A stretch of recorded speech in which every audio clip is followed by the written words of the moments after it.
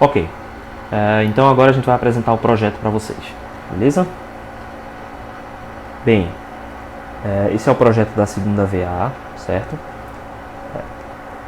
A moda do que a gente fez na primeira VA, o nosso projeto também vai usar simulação, mas eu espero que esse aqui seja um pouco mais simples, certo? Da mesma forma como a gente fez na primeira VA, vocês também vão ter escolhas, tá? Só que agora são menos escolhas, ok? Vocês devem resolver 2 dos 3 problemas que foram propostos, né? Então na primeira VA vocês tiveram que resolver 3 de 9, aqui vocês vão ter que resolver 2 de 3, certo? Novamente vocês vão ter que apresentar, né, a descrição daquele problema, a descrição do código que vocês usaram, né, e a resolução dos casos propostos para cada uma dessas simulações. Então vamos lá. Quem é o primeiro, né? O primeiro problema, que é um que eu acho que é bem legal, pelo menos eu gostei, é o detetor de velocidade, que a gente viu em um dos nossos exemplos que nós trabalhamos aqui na disciplina. Então eu até coloquei aqui que é o exemplo 8.3, a gente pode voltar, né, vocês podem voltar nesse exemplo e observar. Então o que é o detetor de velocidade, né? É um espaço em que a gente tem um campo magnético constante e um campo elétrico constante. E eles são ortogonais. O meu campo elétrico está na direção AY e meu campo magnético está na direção AZ. Se eu coloco uma partícula cuja velocidade inicial está na direção AX, ou seja, perpendicular aos dois campos, essa partícula aqui ela vai sofrer o efeito de 2 forças, uma força elétrica e uma força magnética.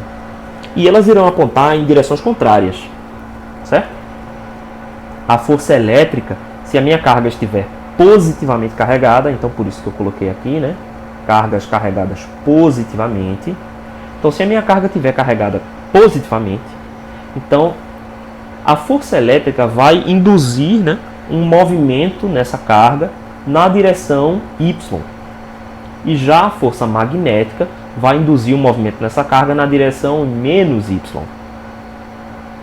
Então, qual das duas tiver um efeito maior é a que vai dominar, certo? Então, se a minha partícula ela tem uma dominância maior aqui da minha velocidade, então, se a velocidade é maior do que um certo limite, ela vai ser dominada pela força magnética e vai fazer uma trajetória descendente.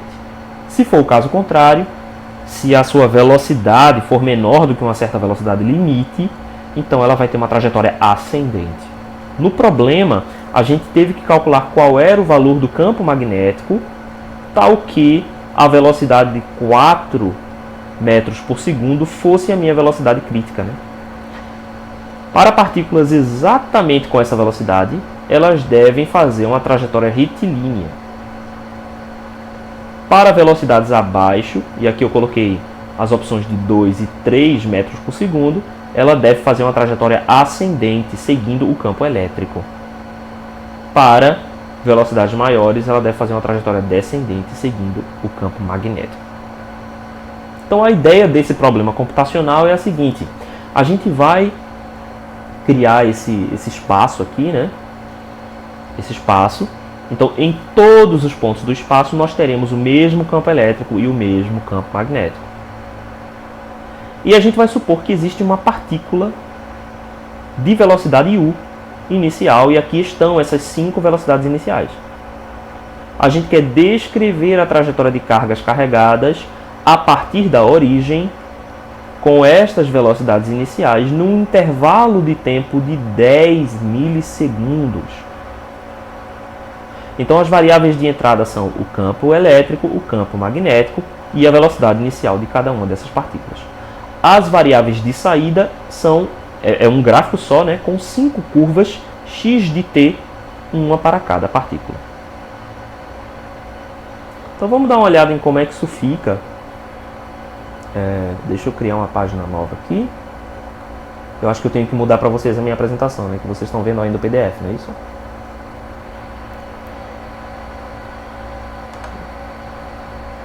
Ah, eu cometi um erro de português, foi, Robson?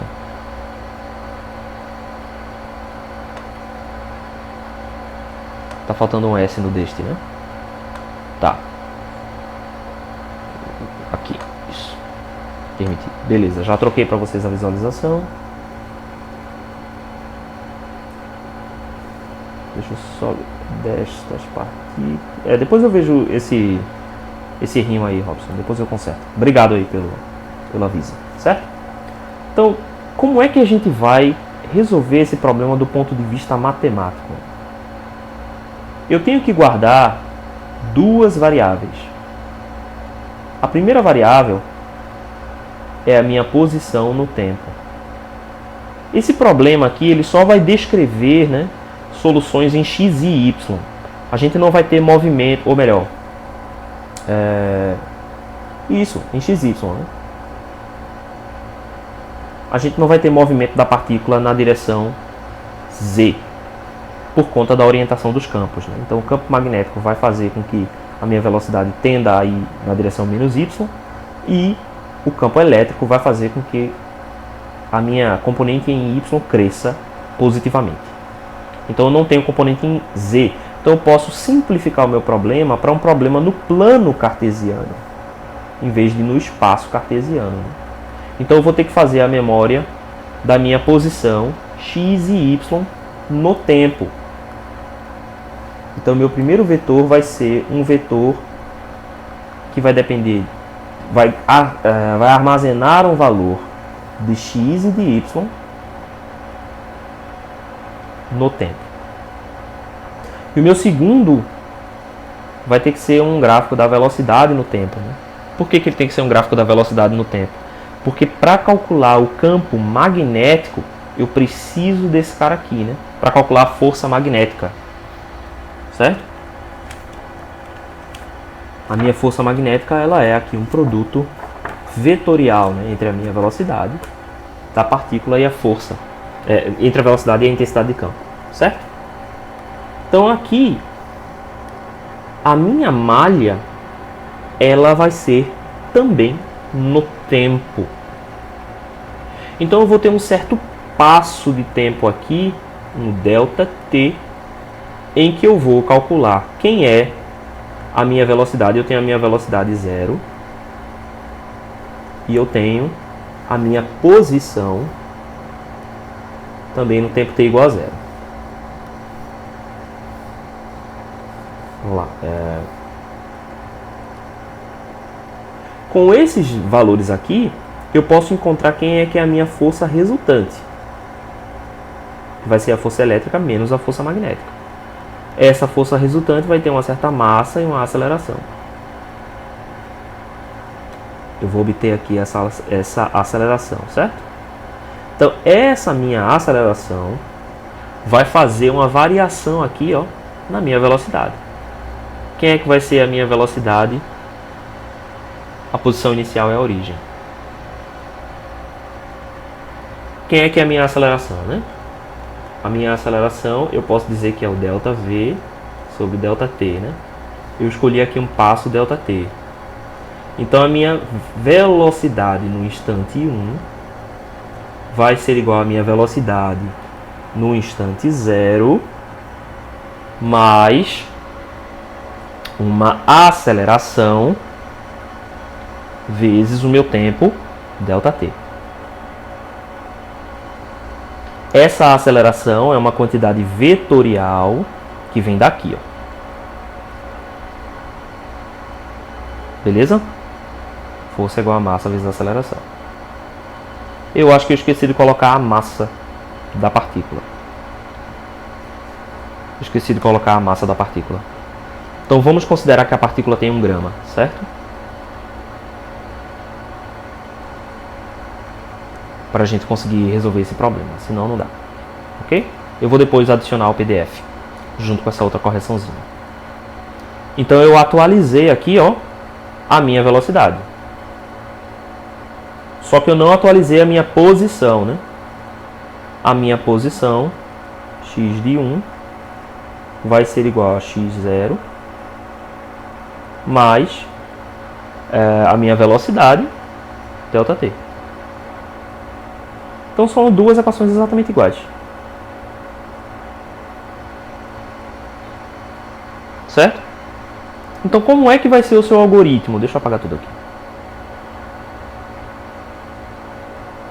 Deixa eu apagar tudo com uma borracha amarela.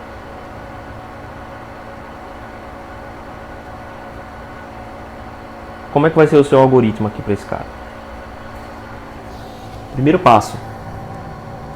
Você calcula quem é a força elétrica vetorialmente e a força magnética. A minha força resultante vai ser a soma vetorial das duas.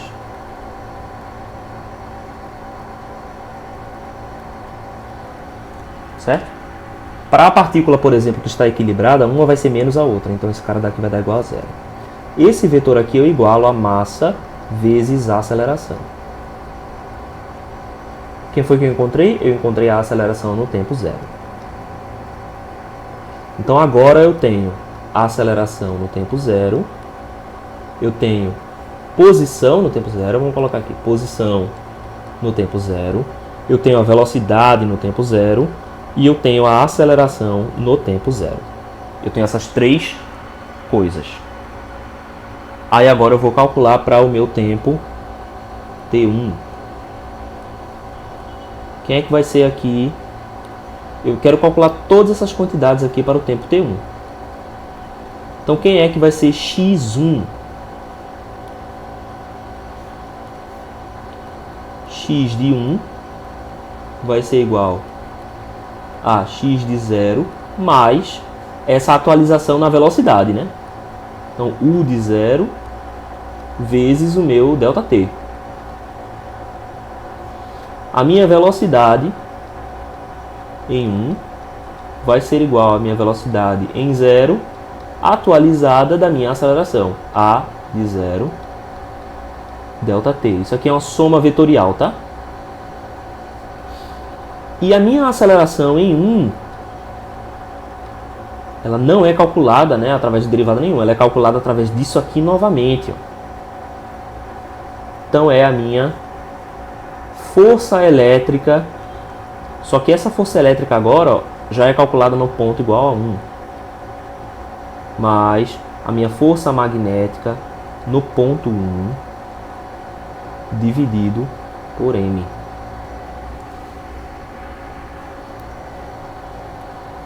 E assim sucessivamente. T2 e vai. Eu quero que a gente calcule isso aqui para os primeiros 10 milissegundos. Então vocês escolham um ΔT representativo, tá? Esse ΔT obviamente tem que ser menor do que 10 milissegundos. Você pode, se você escolher 1 milissegundo, a gente vai ter aqui 11 pontos. Considerando que o primeiro ponto está em 0, né? E o último ponto estará em 10, então a gente tem 11 pontos, uma curva com 11 pontos. Não sei se vai ser suficiente para a curva ficar bonitinha, acho que sim. Acho que com 11 pontos a gente já vai conseguir observar bem esse fenômeno. Mas vocês podem também fazer com mais pontos. Certo? Então é bem tranquilo, não é isso? É bem tranquilo de fazer.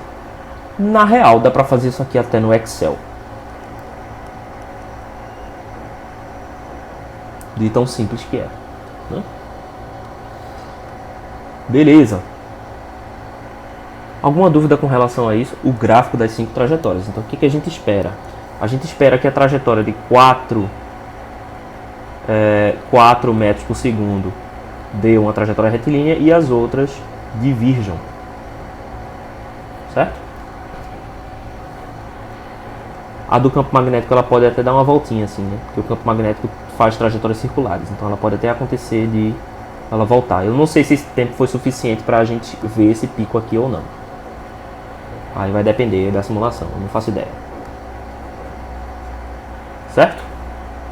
Todo mundo entendeu o primeiro exemplo? Ok. Mais ou menos, Romero? Diz aí, qual foi a bronca?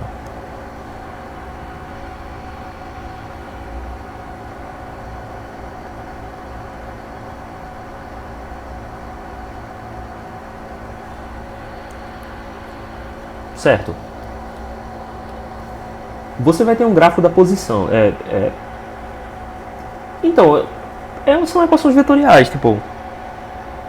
Não sei exatamente como é que eu posso explicar mais isso aqui, porque realmente eu já coloquei até aqui o algoritmo. Então assim, foi bem... né? São somas vetoriais, a gente não precisa nem raciocinar. Mas vamos lá, explica novamente os gráficos, certo? O que a gente vai ter? A gente vai ter uma função posição no tempo, certo? Então a gente vai ter um vetor, x de 0, x de 1, x de 2. Esse x aqui vai ser uma posição, xy. Então a gente vai ter um plano cartesiano. Onde é que a partícula vai começar? Né? A partícula começa aqui. Então essa foi a posição para t igual a 0. Para t igual a 1, a partícula vai estar aqui. T igual a 2, a partícula vai estar igual aqui. T igual a 3, T igual a 4, T igual a 5. É esse gráfico aqui que eu quero.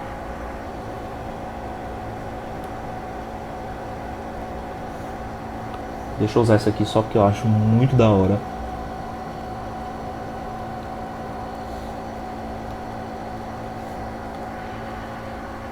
Ok. É esse gráfico que eu quero.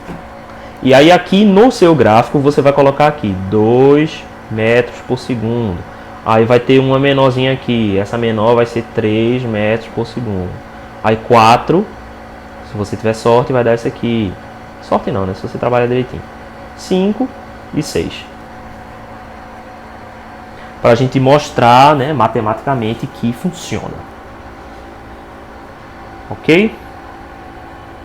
Então, a força elétrica, ela vai ser dada por Q vezes a quantidade de carga, né?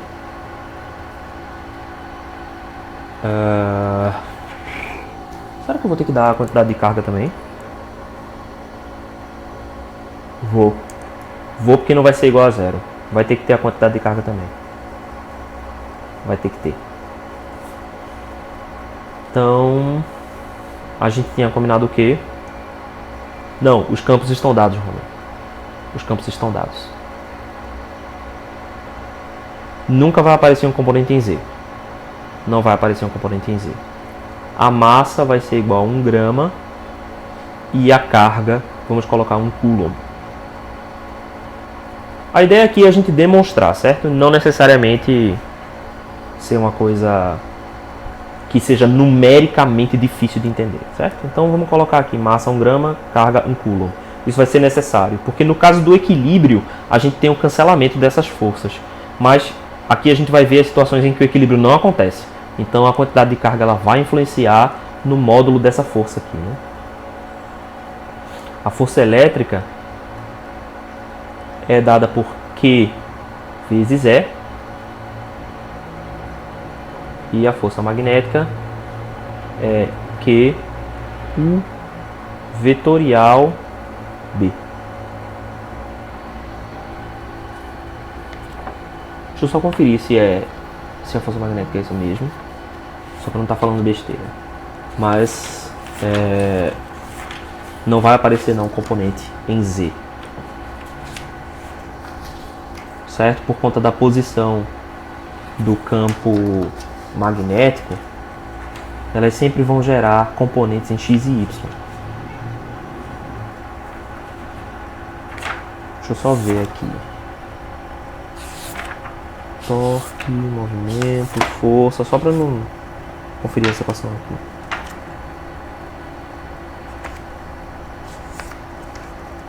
Exato, o vetorial B. É isso mesmo. Então essa força total aqui, ó, vai ser igual à quantidade de carga E vetorial E mais o vetorial B.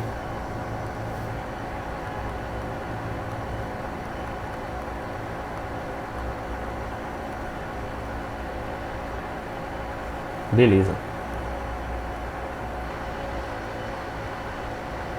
O delta T vai ter que ser menor do que 10 milissegundos. Tem que ser.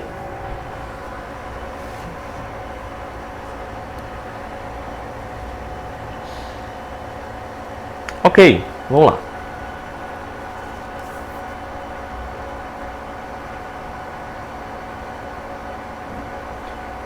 Sim, só falando sobre o que o Robson falou, né? Aqui B está na direção AZ, né? Então, quando a gente faz uma velocidade vetorial, alguma coisa que está na direção AZ, o meu produto aqui não pode estar na direção AZ, porque o meu produto vetorial ele tem que ser ortogonal aos meus, né, aos meus dois produtos aqui. Então, ele não vai estar na direção AZ. Não pode. Certo? Aí ele vai estar contido no plano XY. Beleza.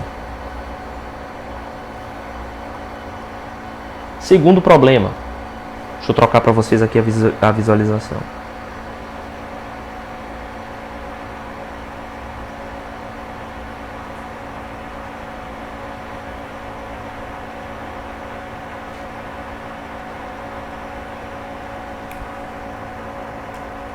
Beleza, vamos lá. Vocês estão conseguindo ver?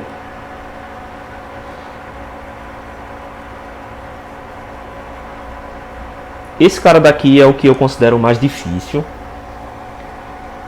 mas eu também acho ele bastante interessante. Então essa minha fala não é um incentivo para que vocês não tentem resolver esse problema, tá? Por mais que pareça que é, né? Mas não é. Aqui a ideia é a gente verificar a lei circuital de Ampère, da mesma forma que a gente verificou a lei de Gauss, né, no problema anterior. Por isso que eu acho que ela é tão interessante. Então ele seja uma espira, né, de raio A. Essa espira está localizada no centro, na origem de um sistema, né, cartesiano, um sistema cartesiano, né, e ela é percorrida por uma corrente I. O vetor normal a essa espira é o AZ, né? A gente colocou isso só para garantir que a gente separe uma da outra. São duas espiras, né? Aí vamos considerar também o percurso L, dado por uma circunferência, também de raio A, só que agora ela está centrada no ponto x, y, z igual a 0, a 0. Ou seja, y igual a A, né? Então ela está centrada num ponto da linha, da minha espira, né? O centro da minha circunferência pertence à espira. Ou seja, quando eu fizer a minha circulação nessa espira, essa circulação vai passar por dentro da corrente uma vez. O que significa que a minha corrente envolvida aqui é igual a I. Para que isso aconteça, né, eu faço uma rotação de 90 graus nessa circunferência em relação à minha espira. Então eu coloquei o vetor normal como sendo o vetor... Aqui está errado, isso aqui não é AZ, aqui é AX. Certo? Tem um detalhezinho, eu vou corrigir isso aqui também. O vetor normal da minha segunda espira é o vetor AX. Então ela está vindo por dentro aqui da espira. Vocês estão entendendo o desenho? São duas circunferências.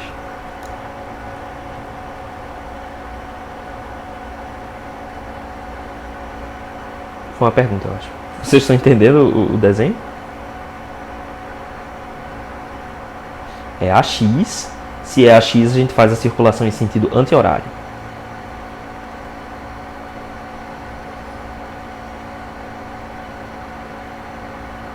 Bem, vamos lá, Romulo. Tudo bem, eu vou desenhar isso aqui de novo. Mas a gente tem duas espiras. Imagine como se eu tenho dois elos de corrente, certo? Como é que os elos de corrente se unem um no outro? Um passa por dentro do outro e eles dois têm 90 graus entre si. Se você colocar o polegar e o indicador fazendo como se fosse um laço de uma corrente na sua mão, você vai entender a posição. Certo? Mas eu vou desenhar de novo. O vetor ortogonal aqui é AX, não AZ. O que a gente tem que fazer é a integral HDL. E essa integral aqui vai dar igual a I. Esse problema é muito semelhante àquilo que vocês fizeram. Só tem corrente na que está centrada na origem, certo? Só tem corrente na que está dentro da origem. Aqui é o espaço livre, certo? Tem corrente na espira que está centrada na origem e a outra não é uma espira. A outra não é uma espira, a outra é apenas uma circunferência L, certo? É só um caminho L que a gente vai fazer a integral de HDL. Nós não temos duas espiras. É uma espira e uma circunferência. Certo? E aí a gente resolve o problema para corrente igual a 1 ampere e A igual a 1 metro. Eu acho que é melhor a gente desenhar a tracejada mesmo, que aí diferencia. Então, vamos lá. Tá parecendo que são duas espiras, né? Você tem razão. Vamos lá, vamos rediscutir esse problema aqui no negócio. Então, vamos lá. Deixa eu trocar aqui a tela. Isso aqui é super incômodo, ficar trocando essa tela aqui, que a gente perde um pouquinho de tempo toda vez que troca. Mas vamos lá. Talvez eu tenha que passar uns 5 minutinhos hoje, mas eu termino de apresentar esse projeto direitinho para vocês, ok?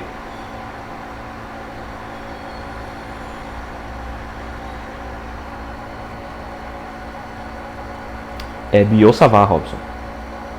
Essa aqui é usando Biosavar. Vamos lá. Então aqui está o meu sistema de coordenadas.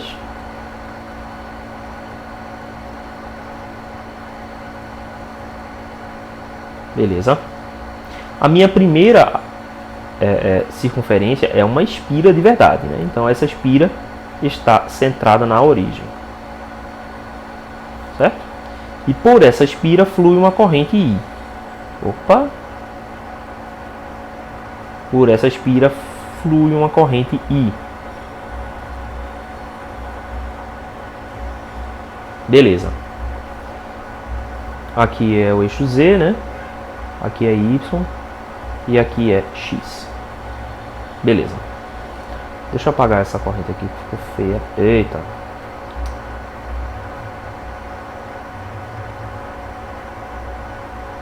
Ok. Beleza. Essa espira aqui ela tem um raio A.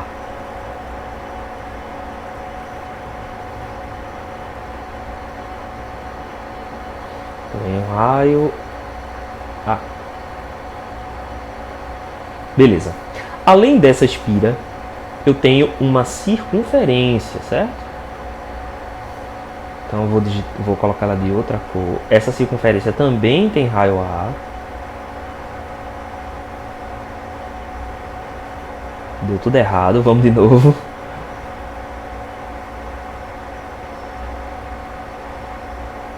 Agora foi mais certo. Apesar de que ela deveria ter sido um pouco mais redondinha, né? Não ficou tão redonda. Vamos tentar outra vez. Vamos lá. Acho que agora ficou um pouco mais redonda. Certo, agora sim. Essa segunda aqui, ó, ela tem a normal na direção AX. Então, a gente vai circular ela nesse sentido aqui, ó.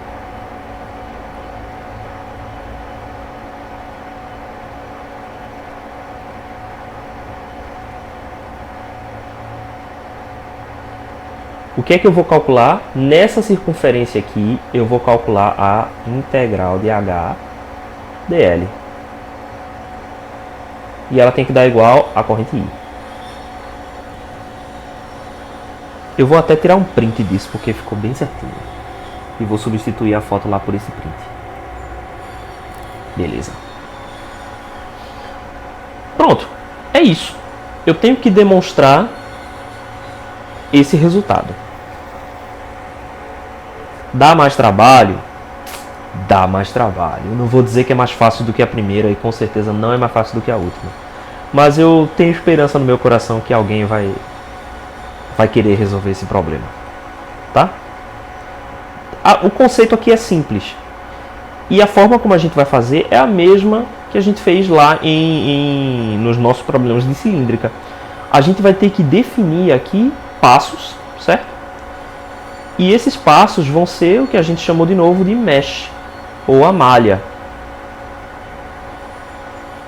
Só que a malha aqui, ela é apenas no ângulo φ. Então eu vou dividir esses meus elementos aqui em pontos de observação de acordo com um certo ângulo φ. Então vamos dizer que eu escolhi o meu ângulo φ para ser igual a 45 graus. É claro que você vai escolher uma malha mais refinada. Mas vamos dizer que eu escolhi o meu ΔΦ em 45 graus. Então, em quantos pontos eu vou ter, né? Então, na minha espira eu vou ter Vou marcar de vermelho. Eu vou ter um ponto aqui. Eu vou ter um ponto aqui. Um ponto atrás. Aí eu vou ter mais um ponto aqui, mais um ponto aqui, mais um ponto aqui, um outro ponto aqui, mais um ponto aqui. Então tem 1, 2, 3, 4, 5, 6, 7, 8 pontos. Que é dividindo 360 por 8. Então cada ponto desse aqui vai ter uma certa posição e uma corrente. Pela lei de Biot-Savart, eu vou fazer essa integração. Certo? E aí nos meus pontos de observação eu vou ter também 8 pontos. Vou ter um aqui, 2. Deixa eu pegar outra cor. Sei lá, um laranja aqui. Eu vou observar na origem, eu vou observar aqui, vou observar aqui. Por aí vai. 8 pontos de observação. Eu vou calcular HDL em cada um desses pontos. Eu vou somar. Quando eu somo tudo isso aqui, tem que dar igual a corrente I.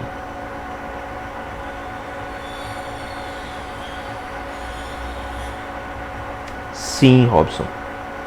A expressão da distância ela vai ser um pouquinho mais difícil, sim. Mas o que você pode fazer é o seguinte. Sabendo o ângulo que você tem, você sabe que essa espira aqui vai ter um certo x, um certo y, um certo z. Esse z aqui é igual a zero sempre, na espira, certo? O x e y você calcula com uma certa facilidade, né? Que são os pontos aqui da esfera. Então isso aqui não é tão problemático não, tá? Então você vai criar uma tabelinha com esses valores aqui, que são pontos da esfera de acordo com o que você escolheu aqui, né? E esse segundo ponto aqui dessa sua da esfera onde você vai, da circunferência onde você vai fazer a integração, né? São os pontos da circunferência em ZY deslocada de um raio A na direção Y, né?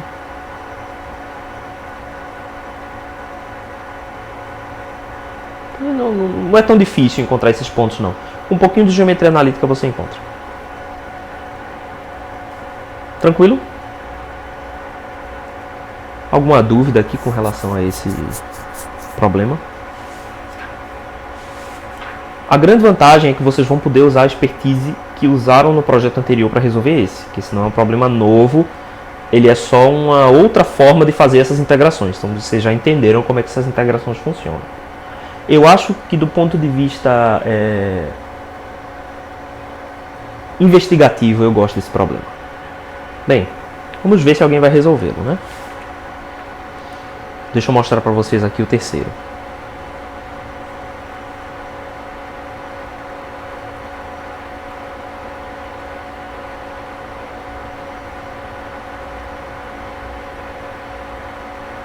Beleza, acho que vocês já estão vendo.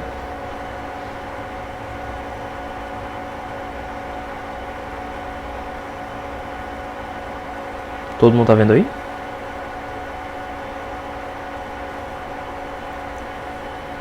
Ok. Então, problema 3 é a energia magnética e elétrica em uma seção reta de um par de fios condutores.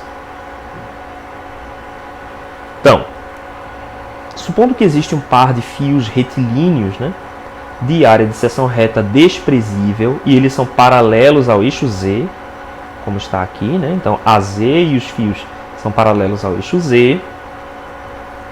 A gente vai supor também que ambos são percorridos por correntes elétricas e em sentidos opostos. Então a corrente flui por um condutor e volta por outro condutor. Suponha também que ambos os condutores estão separados por um potencial elétrico V, certo? Então eu tenho uma diferença de potencial aqui V. O que a gente quer é criar dois gráficos no plano XY que exibam o valor dessa densidade de energia magnética e da densidade de energia elétrica no plano, certo? Armazenada em cada ponto no espaço. Esses gráficos eles podem ser apresentados na forma de curva de níveis ou na forma de gradiente de cores, certo? Então, para essa solução, a gente pode usar as soluções analíticas de H e de E, no espaço entre os dois condutores, né? Então, as soluções do campo elétrico são as soluções da equação de Laplace, e as soluções do campo magnético H são também as soluções de Laplace, só que vetorial, né? Não, aqui pode ser potencial também. Pode ser escalar também. Certo? No espaço entre os dois condutores. Então a gente precisa das expressões de H e de E. E aí a ideia é a gente plotar nesse espaço aqui, em XY, indo de menos 50 centímetros até 50 centímetros, que dá 5 vezes a distância D entre os dois fios.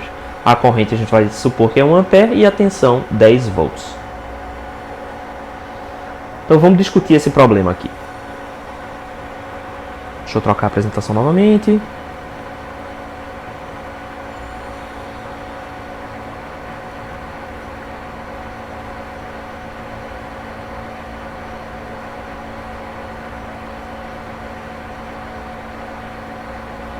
Ok. Vamos ver. Eu tenho dois condutores, certo? São condutores infinitos. Um condutor tem uma corrente voltando, saindo aqui da folha, e o outro tem uma corrente saindo. Ou melhor, entrando. Eu tenho uma corrente saindo e uma corrente entrando. Além disso, eu tenho uma diferença de potencial. Aqui eu tenho 0 volts e aqui eu tenho uma tensão V de 10 volts. O que vai acontecer aqui? Como eu tenho essa diferença de potencial, eu tenho, portanto, um gradiente de potencial, né? Como eu não tenho cargas no espaço, eu estou obedecendo à equação de Laplace, o que significa que haverá uma função V da posição que descreve aqui o campo em todos os pontos do espaço. E aí o meu campo elétrico vai ser igual a menos o gradiente desse potencial. Certo? O que implica que haverá linhas de campo elétrico apontando na direção do meu potencial.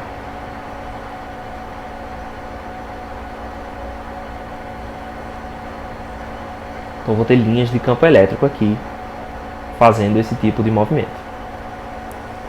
Vocês podem partir já da solução desse problema. Vocês não precisam resolver esse problema. Certo? Vocês podem dizer, encontrei a solução é tal. Quem é que vai ser a energia, né, elétrica no espaço? Essa densidade de energia elétrica é 1 sobre 2 módulo de E.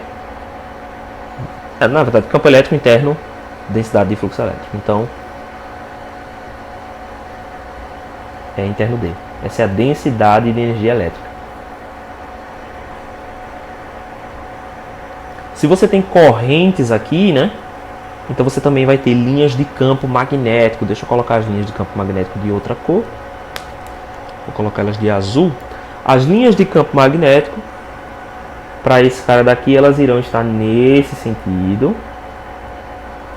E para o outro estarão no sentido contrário, né? Se você fizer pela regra da mão direita, você vai ver. Então as linhas de campo magnético irão existir nesse sentido aqui.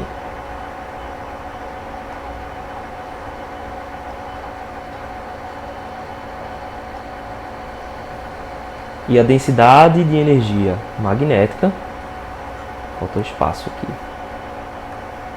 apagar tudo isso aqui. A densidade de energia magnética vai ser 1 sobre 2 campo magnético interno, campo densidade de... Tá ao contrário aqui, né? Mas enfim, tanto faz. Campo densidade de fluxo magnético vezes intensidade de campo magnético. Esses caras daqui vão dar escalares, certo? Então vocês vão ter duas funções. A primeira delas é um Wm de x e y. E a outra é um We de x e y. Esse Wm aqui é a densidade de energia, né, magnética naquele ponto no espaço. Então aqui vocês vão precisar de uma malha a famosa malha que vocês tanto amam, né? Que vocês aprenderam a gostar nessa disciplina. Então a gente está dividindo aqui isso aqui numa malha. Então em cada ponto da malha, você vai calcular qual que é o valor do campo elétrico nesse ponto aqui e encontrar quem é a densidade de energia elétrica. E vai calcular também quem é a densidade de energia magnética no mesmo ponto. O que é o resultado? O resultado é um gráfico que pode ser um gráfico de curvas de nível. Então, o que é um gráfico de curvas de nível, né? Vocês já devem ter visto, por exemplo, que quando a gente tem um gráfico, um mapa de altitude, quanto maior for a altitude, né? Ele vai fazendo aqui, ó, uma reta, e essa reta tem altura constante, né? Essas curvas têm altura constante, né? Então, por exemplo, esse cara daqui, ó, aqui seria uma altitude maior, uma altitude menor nessa segunda curva, uma altitude menor na terceira curva. Aqui essas curvas seriam por densidade, certo? Então aqui ela tem uma densidade 1, aqui ela tem uma densidade 2, aqui ela tem uma densidade 3. Ou você pode fazer uma curva de gradiente de cores, que você já deve ter visto. Geralmente aquelas... Pronto! A curva de temperatura, que a gente vê lá a mulher do tempo falando, ou o homem do tempo se tiver, né? Mas a gente vê lá o apresentador falando sobre o tempo, ou a apresentadora, e aí ele vai dizer, ó, essa região aqui está mais quente, aí numa região mais quente ele coloca vermelho, numa região mais fria coloca de azul, por exemplo. Então vocês podem fazer isso tanto por curvas de níveis quanto por gradiente de cores. Então esse gradiente de cores, ela vai ser, por exemplo, mais puxado para o vermelho nos pontos em que a densidade de energia é mais alta, ou mais puxado para o azul nos pontos em que a densidade de energia é mais baixa. Ou pode ser tipo branco e preto. Então, quanto mais preto, maior é a densidade de energia. E aí ele passa por uma escala de cinza até o branco, onde a densidade de energia é menor. Tá? A densidade de energia vai ser muito grande próximo dos condutores e vai ser menor quanto mais distante você está dos condutores. Então, o que eu espero é algo nesse tipo aqui, né? Essas curvas vão de densidade, se você for fazer aqui por curvas de nível, elas vão ser mais ou menos assim. Vai ficar mais ou menos assim. Certo? Aqui são os dois condutores, né? Vocês compreenderam essa terceira?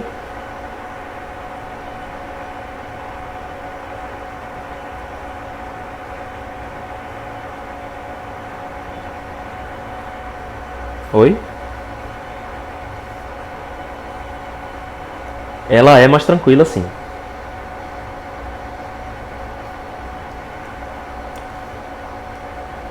Eu acho, a minha opinião, né, que o primeiro problema e o terceiro vão ser mais fáceis de resolver do que o segundo. E eu acho os três muito interessantes, né? Porque a gente está vendo três aspectos legais aí do uso de campos magnéticos, né? Então, no primeiro exemplo, a gente está vendo aquele caso lá da velocidade das partículas. O segundo, a gente está vendo a integração, então a gente está verificando matematicamente, né? Matematicamente não, a gente está verificando computacionalmente uma das leis aí da equação de Maxwell, das equações de Maxwell. E no terceiro a gente vê em que lugares a energia fica mais concentrada, por exemplo, num condutor paralelo, tanto a energia elétrica quanto a energia magnética. Eu pensei nesses três problemas para serem mais práticos mesmo, para serem coisas que querem dizer algo no mundo real. Eu achei mais interessante, eu gostei dos projetos. Romeu está achando que o segundo é mais viável. O segundo o quê? O segundo problema ou o segundo projeto? O segundo problema você está achando mais viável? Então tá ótimo, maravilha. Eu vou ficar muito feliz se eu tiver todos os problemas resolvidos. Certo? É zoeira, né? Só pra brincar com a minha expectativa, a minha emoção. Tô entendendo. Bem, todos os problemas são muito interessantes. E, bem, se forem resolvidos, aí eu vou ficar muito feliz, muito satisfeito. Tá certo, pessoal? Alguma dúvida, algum questionamento? Ficaram dúvidas das outras aulas, da aula que foi gravada? Faltou isso, não perguntei.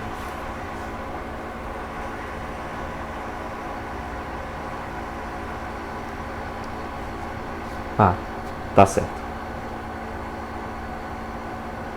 Eu ainda não vi, Robson, os projetos da primeira VA. Eu ainda não abri. Mas a galera respondeu, a galera, enfim, entregou os projetos. Eu vou ver direitinho. Bem, deixa eu parar a gravação, né? Porque eu acho que foi. Peraí. Deixa eu parar a gravação aqui.